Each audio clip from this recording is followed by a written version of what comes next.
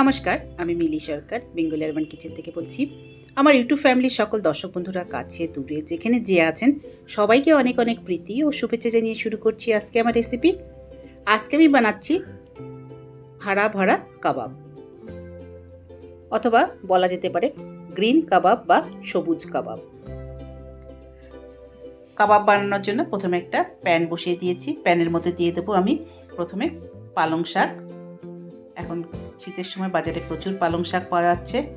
কচি পালং, ফ্রেশ পালং ভালো করে ধুয়ে নিয়েছি। এখানে 250 গ্রাম মতো পালং শাক আছে, আর সাথে দিয়ে দিচ্ছি 1 কাপ মটর।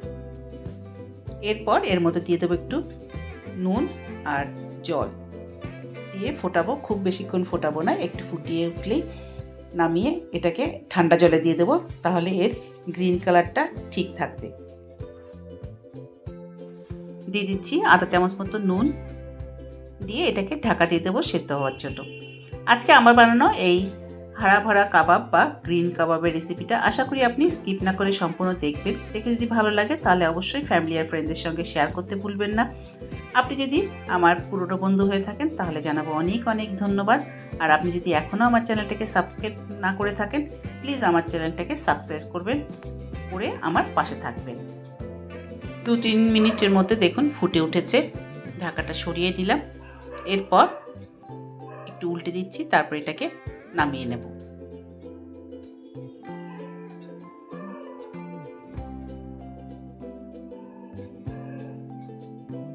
দেখুন একটা স্ট্রেটনারের উপরে এগুলো নিয়ে নেব।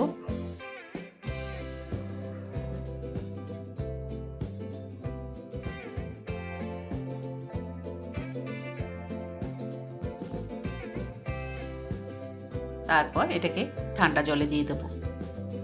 দেখুন এখানে ঠান্ডা জল আছে, সেখানে দিয়ে দিলাম।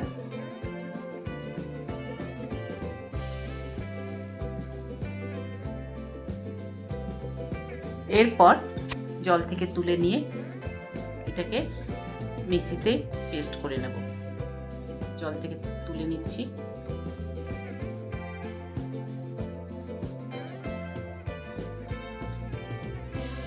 জলটা মোটামুটি চিপে নিয়ে সেই মটর আর পালং শাক দিয়ে দিচ্ছি মিক্সিতে। সাথে দিয়ে দিচ্ছি 2 কাঁচা লঙ্কা, দিয়ে এটাকে একটু মিক্সিতে পেস্ট করে নেব। খুব মাহিন পেস্ট না হলেও চলবে, এইরকম পেস্ট তৈরি করে নিয়েছি। এরপর এটাকে একটা বোলে ট্রান্সফার করে নেব।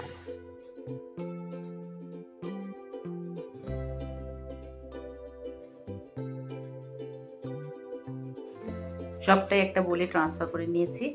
এবার আমি এর মধ্যে একটা বড় আলু, সেদ্ধ করা আলু, এটাকে এইভাবে করে দিয়ে দিচ্ছি।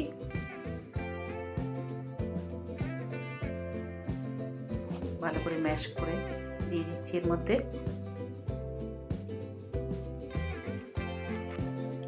একটা বড় আলু এর মধ্যে দেওয়ার পর সেদ্ধ আলু দিয়েছি। এরপর আমি আরও কিছু ইনগ্রিডিয়েন্টস অ্যাড করব। আদা রসুন পেস্ট 1 চামচ দিলাম,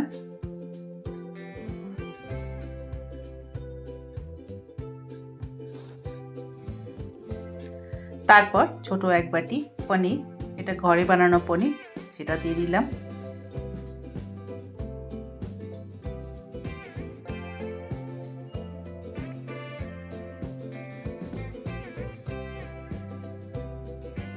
তারপর দিয়ে দিচ্ছি ধনেপাতা কুচি 2 চামচ মতো, এটা দিয়ে দিলাম। এরপর বাইন্ডিংয়ের জন্য দিয়ে দেবো বেসন। এখানে আমি বড় 2 চামচ বেসন দিয়েছি, সেটা দিয়ে দিচ্ছি।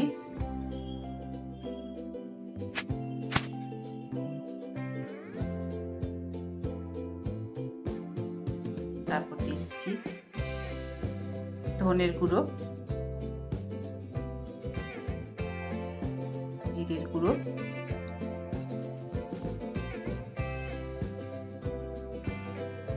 লাল লঙ্কার গুঁড়ো,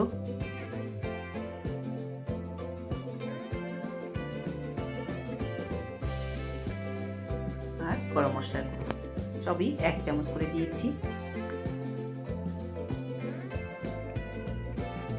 দেওয়ার পর দিয়ে দিচ্ছি হলুদ গুঁড়ো, আধা চামচ মতো হলুদ গুঁড়ো দিয়েছি। এরপর দিয়ে দিচ্ছি নুন, স্বাদ অনুসারে নুন দিয়েছি। এখানে 1 চামচ মতো নুন দিয়েছি। আপনি যে স্বাদ অনুসারে নুনটা কম বেশি করে নেবেন। তারপর দিয়ে দিলাম ছোট্ট 1 বাটি ব্রেড ক্রাম দিয়ে দিলে জলের যে যদি একটু থাকে সেটা শুকনো হয়ে যাবে। সবগুলো ইনগ্রিডিয়েন্টস এবার খুব ভালো করে মেখে নিলাম। এরপর হাতে একটু তেল লাগিয়ে নেব।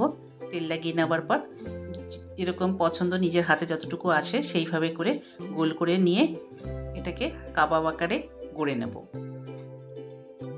আর ওপর থেকে একটা কাজুর টুকরো দিয়ে দেবো।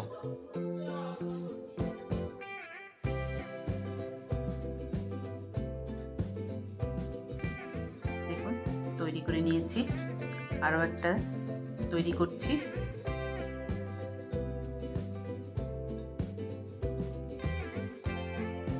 এভাবে গোল করে প্রথমে নেব, তারপরে ওপর থেকে একটা কাজু ওপর থেকে দিয়ে দেব। এইভাবে করে ধীরে ধীরে সবগুলো কাবাবই আমি তৈরি করে নেব।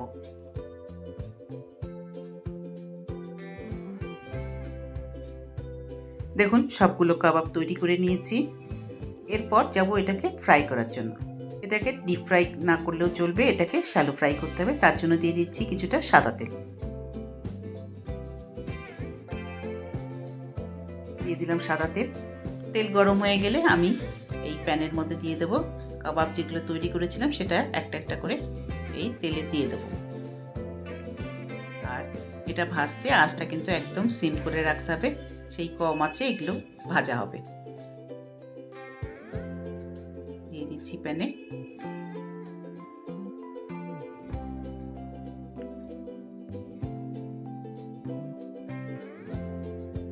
এতটাই ধরে এই প্যানে, এতটাই দিয়ে দিলাম।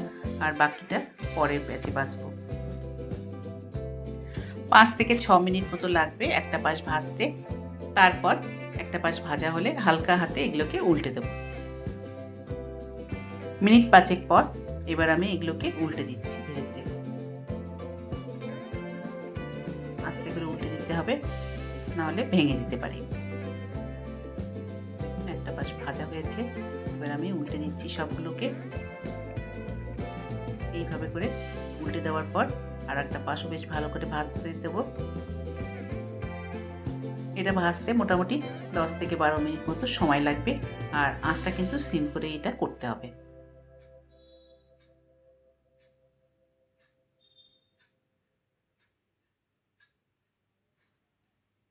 দেখুন সবগুলো উল্টে দিয়েছি। দুটো পাশ বেশ ভালো করে ভাজবো, তারপরে এগুলোকে তুলে নেব। দুটো পাশ বেশ ভালো করে ভাজা হয়ে গেছে, এবার আমি আস্তে আস্তে এগুলোকে তুলে নিচ্ছি। আর এইভাবে তৈরি হয়ে গেল আজকে আমার বানানো রেসিপি হাড়া ভরা কাবাব। বাকি যে কাবাবগুলো আছে সেগুলোকেও আমি এইভাবে ভেজে তুলে নেব। দেখুন কেমন সুন্দর ভাজা হয়ে গেছে কাবাবগুলো। এবার আমি একটা এর থেকে নিয়ে ভেঙে দেখিয়ে দিচ্ছি। দেখুন ভেতর পর্যন্ত কুক হয়ে গেছে। এই উইন্টারে আপনারাও খুব সহজে ঘরে তৈরি করতে পারেন এরকম হাড়া ভরা কাবাব। এটা ভীষণ ভালো একটা স্ন্যাক্স আইটেম। আমার বানানো এই কাবাবের রেসিপিটা আশা করি আপনাদের পছন্দ হয়েছে। যদি পছন্দ হয়ে থাকে তাহলে অবশ্যই লাইক করবেন, শেয়ার করবেন আর সাবস্ক্রাইব করে আমার পাশে থাকবেন।